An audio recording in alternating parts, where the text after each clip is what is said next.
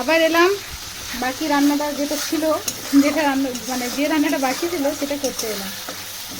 তো আমার মতো কে কে করো রান্নায় দেরি হয়ে গেলে? একটা চুলাতে এই, আর একটাতে এই, একটাতে মশলা কষানো হচ্ছে, আর একটাতে পটল আলুর তরকারি। এটা আমি একদম সহ্য করতে পারি না, এই তরকারিটা আমি একদম পছন্দ করি না, কিন্তু কিছু করার নেই। সারাদিন এত করি রান্নাঘরে, রান্না করতে করতে আমি ঝলসে যাই। কিন্তু সারা দিনের শেষে একটাই কথা, কি করো? ওই তো দুটো রান্না।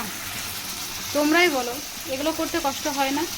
এই দুটো রান্না মশলা কষানো হয়ে গেলে রান্না হয়ে যায়। তো কি বলবো, এরকম কথা আমাকে প্রতিদিন শুনতে হয়। আমাকে কেন, প্রত্যেকটা বাড়ির বউকে শুনতে হয়। তারপরে যদি আবার বাচ্চাদের যদি কিছু হয়, তাহলে তার কিছু বলারই ভাষা নেই। তাহলে তুমি কি করো? একটু ছেলেটাকে দেখে রাখতে পারো না? এই তো দুটো রান্না করো, আর এই তো ঘরের এইটুকু কাজ।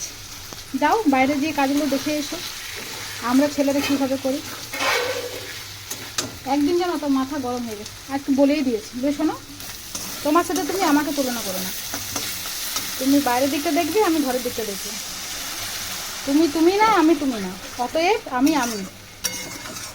তুমি আমার কাজগুলো একদিন করো তো দেখি, তাহলে বুঝবে।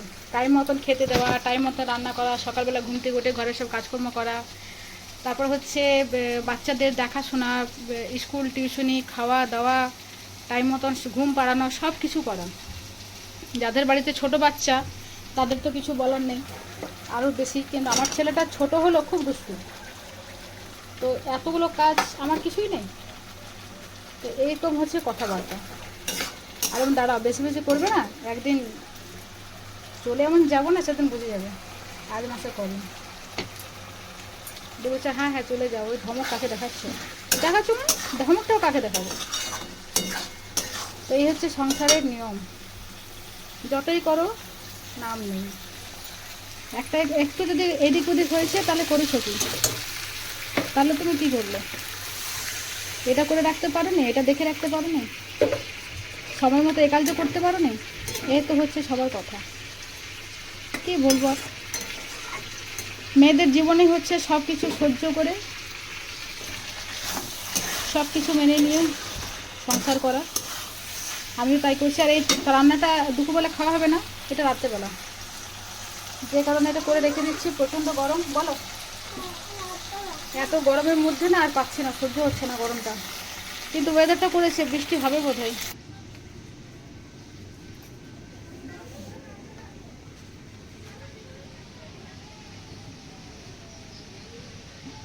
বাইরে দেখলাম ওয়েদারটা, তোমাদেরও দেখালাম, কি ভালো লাগছে দেখতে। বৃষ্টি হচ্ছে, জায়গা একটু শান্তি। গরমের মধ্যে আমার অবস্থা দেখো, একদম মানে পুরো ঘেমে স্নান হয়ে গেছি।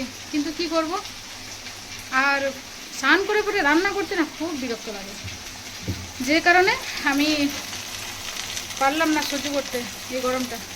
তো রান্নাটা আমার তাড়াতাড়ি করে করে আমার হয়ে গেছে, 1:45 মতো বাজে, হয়ে গেছে। এটা করে নামিয়ে গ্যাস পরিষ্কার করে তারপরে স্নান করবো। আর ভালো লাগছে না। এবার দুপুরে খাওয়া দাওয়া করে একটু ঘুমোবো, বিকেলবেলা একটু বাজারে যেতে হবে, কয়েকটা জিনিস আনতে হবে বাজার থেকে। হ্যাঁ, আজকে তোমার টিফিনই আছে, তো কয়েকটা জিনিস আনতে হবে বাজার থেকে, সে কারণে একটু বাজারে যাবো বিকেলবেলা। কিন্তু কখন যাবো কোনো ঠিক নেই। ও বলছে ওর নাকি দেরি হবে আসতে, কাজে বেরোবে। কাজ বলতে একটু নিজের পার্সোনাল কাজ আছে, তো বললো যে আসতে দেরি হবে। আমার যদি আমার দেরি হয় তো তুমি চলে যেও। আর আমার যাওয়া মানে খুব বিরক্ত লাগে, সে আবার একা একা যাও গাড়ি করে, খুব বিরক্তিকর। আর আমার না এখন আর গাড়ি চালাতে একদম ভালো লাগে না। আমি বলবো যে না, তোমার যতই রাখো তুমি আসো, তোমার সাথে যাবো। আরে ব্যাপারটা বুঝছো না, ওর সাথে গেলে একটু পকেট মেরে একটু ফুচকাটা খাওয়া যায়, আর আমি একা গেলে সে তো খাই না। হ্যাঁ, আমি তখন চিনতে পারবো, আমাকে বাবার সাথে বাজার নিয়ে যাবে, বাজারে এখন আমাকে ফুচকা খাওয়াবে, আমি গিয়ে ঘর চলে আসবো, দেখেছো? আবার গিয়ে ঘুমাবো। আচ্ছা বেশ, সকালে কালকে নামবো। আচ্ছা ঠিক আছে। তো সে কারণে একটু বাজারের কাজ আছে, বাজারের কাজগুলো করে তারপর ওর জন্য রাতে রান্নাটা করে নিলাম। রাতেবেলা এসে কয়েকটা রুটি করবো, তাহলে আমার হয়ে যাবে। তো সবাইকে আমার তো আমি আবার পরে চেষ্টা করবো আসার, তোমাদের সাথে কথা বলার, অনেক কিছু তোমাদের সাথে শেয়ার করার আছে। তো আজকে এখনের মতন আমি টাটা।